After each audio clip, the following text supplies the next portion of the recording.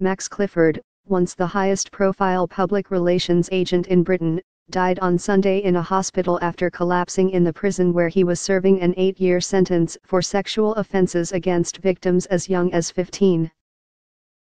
His death was announced by the Ministry of Justice, and local media outlets reported that Mr. Clifford, 74, had collapsed twice at Litley Prison in Cambridgeshire and suffered a heart attack.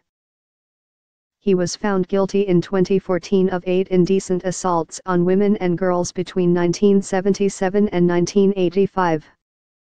As with all deaths in custody, there will be an investigation by the Independent Prisons and Probation Ombudsman, a spokesman for Britain's Prison Service said. Our condolences are with Mr. Clifford's family at this difficult time. Mr. Clifford was the first person convicted as a result of Operation Yewtree, a British police investigation begun after it emerged that the entertainer Jimmy Savile had been a serial sexual predator for years.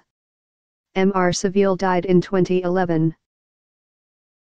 Police officers questioned many current and former celebrities over accusations of abuse dating back years, and several other prominent figures were jailed. As a publicist, Mr. Clifford represented a roster of world-famous clients including both Muhammad Ali and O.J.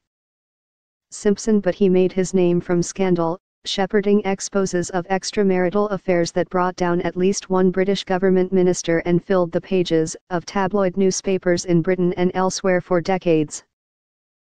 At least one of those newspapers, the Rupert Murdoch-owned News of the World, hacked into his cell phone voicemail in search of further secrets. The newspaper was later shuttered over its use of such hacking. For every story I break, there's 10 I stop, Mr.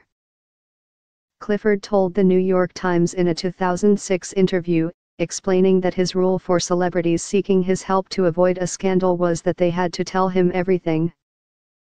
I say, look, if I don't know more about you than your wife, your husband, your mistress, your lover, I can't do what you want me to, so there's no point in your paying me fortunes and wasting your money and my time.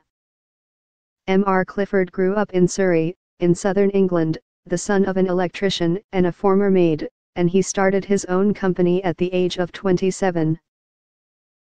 Before that, he said, he worked as a newspaper reporter and then at the record label EMI, where he helped to promote the Beatles, though the extent of his role with the band has been disputed. I've created false images for people all my life, he told The Times in 2006. I'm quite happy to make up stories about someone to create an image.